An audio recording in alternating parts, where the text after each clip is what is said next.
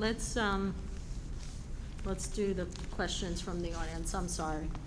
All right. One quickly, Mr. Rashika, do you want to address some of the flag, Sure. American flag policy? I don't know, or Mr. Lamb? Yeah, I mean, that's, we're going to look into, I'm Yeah, sure Mr. I Lamb figured will that have much. maintenance take a look at that. And Ms. Okay. Anch, thank you for sharing that. Thank you. Just looking through this. Constitution Day? I did reach out. There were activities that did take place in the history classes, and I hope to have all that information for you for next time to share some of the activities that did take place. So we'll share that. Also, I wanted to look here, Mrs. Sauter's question on MOA. I hope that what I spoke to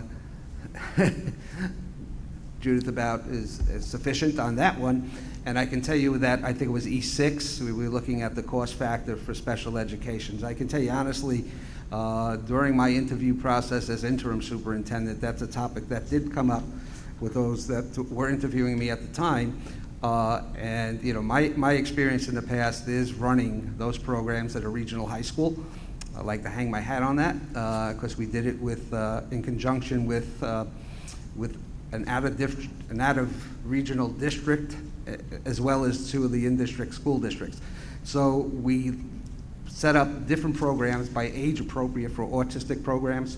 And basically at the regional high school, we ran the high school program. And it is something that can be done here.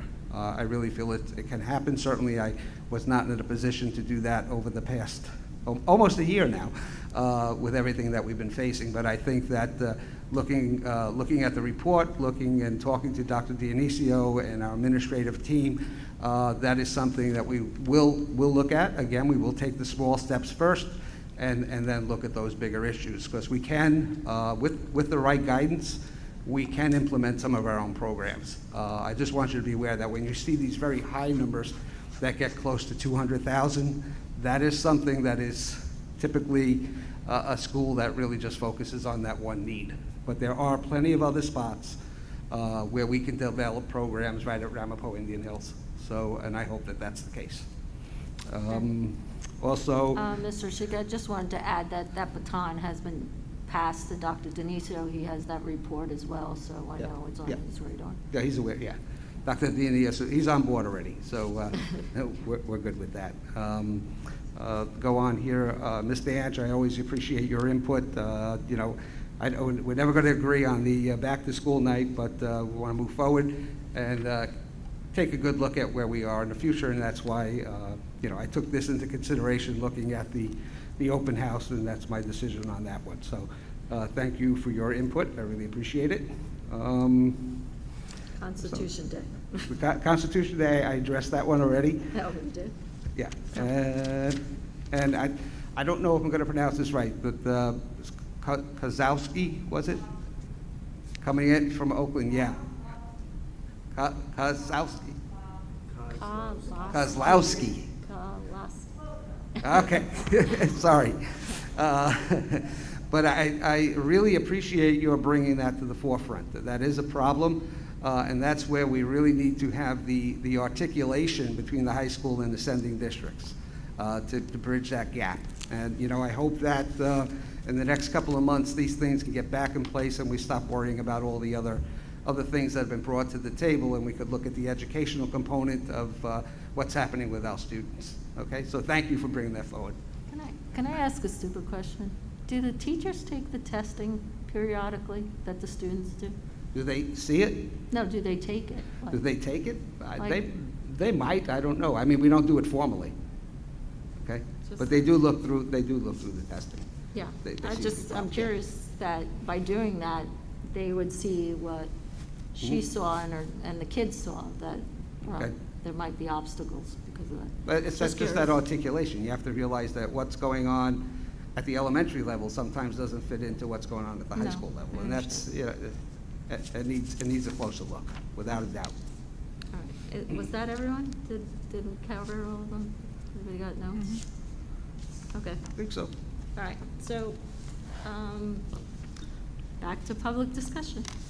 All right. Please limit your time to 3 minutes and be conscientious of your time. Let's be civil. Board members, please refrain from all comments during public session and allow Robert's rules Further, the board will not be answering questions directly. We will all be taking notes. And if we have any answers, they will be offered at the end of the public session. I promise this time. And one of us will get back to you, or one of us will get back to you as soon as possible. Please state your name and town. Angela, can I have, a motion to start public discussion? Angela? Second. Who was second? Second, thank you. Mr. Carolyn? Yes. Ms. King? Yes. Mr. Kinney? Yes. Mr. Soto Ducato? Yes. Ms. Sullivan? Yes. Ms. LaForgia? Yes. Clocking in at 9:15.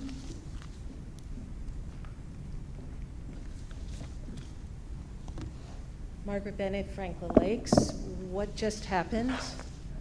Maybe it was a small thing, but I don't know why you just sit there and let one person define Robert's rules, actually revise Robert's rules. Mr. Lamb, there's a book called Robert's Rules for Dummies. I'm not calling you a dummy. It's an extremely easy book to read and a very useful resource that you should have probably at this board table. Any time at any meeting, any board member can put a motion on the floor. And one of those motions at any board meeting at any time can be to nominate a new officer, whether or not somebody has resigned. A vice president and a president can be nominated at every single meeting, quite frankly, as long as you have a motion and a second, and then it goes to vote. So I don't understand why you just sit there and let one person give false information about Robert's rules. I took a quick peek to make sure that I'm right, which I already knew I was right. That is not Robert's rules. You do not have to give notice to nominate a new officer. Can you address me, And please? the fact is that sometimes, okay, you can wait another meeting, but actually, it might be a good idea. You can address me, please. I can address whoever I want. It might be a good idea to revisit this prior to the next meeting, because there's a lot of conversation between the board president and the superintendent in the next 2 weeks. And learn Robert's rules. And when you know that it's the right thing to do, say it. Just say it.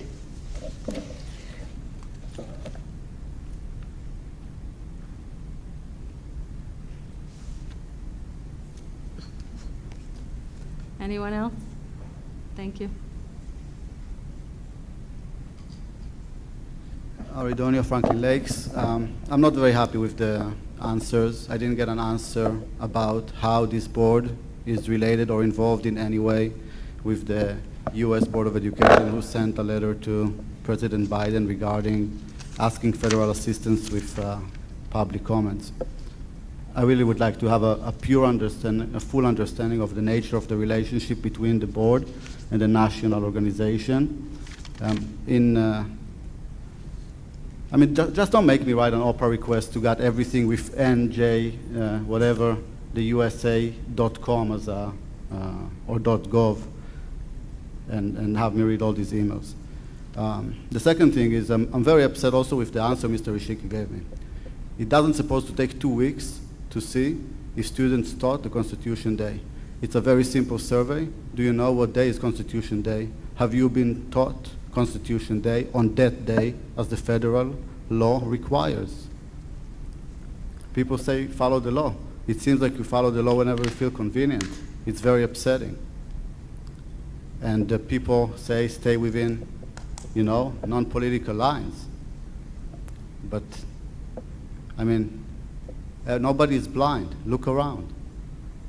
How come there's no answer for that? Unacceptable.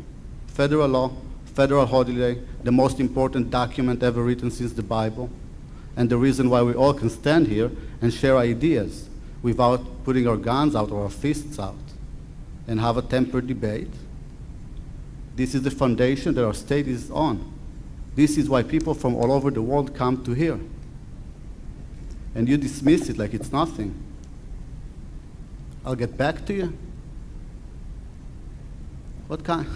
What is it? Just take the next minute to think about it. Thank you. Anyone else?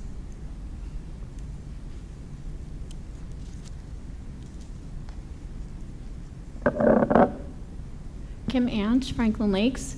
I just had one question about something that Ms. Sullivan said, and I just want to clarify. Did you say that you still haven't received any of the Google Docs when the curriculum was posted on the website for parents to review and the public to review? And at the time, I believe you said you hadn't received any of those, so if parents thought that their comments or questions were going to the board members, that they might want to send a separate email because you or the whole board, I'm not really sure, weren't receiving any of those. And I believe you said something tonight that you still haven't received those. So I know the curriculum has already been voted on, and whether or not the public is happy with that, obviously they weren't. But that's 1,000 pages, and I don't know how many pages. I know there were so many people in the public that went through pages and pages of that curriculum and sent in their comments. So even though it's a done deal, why hasn't the board still received those public comments? And was it just Mrs. Sullivan that didn't receive them, or did everyone on the entire board not receive them? And Mr. Sutherland's not here to ask tonight, but is he the only one that has seen these? Because that's unacceptable. Thank you. Thank you. Anyone else?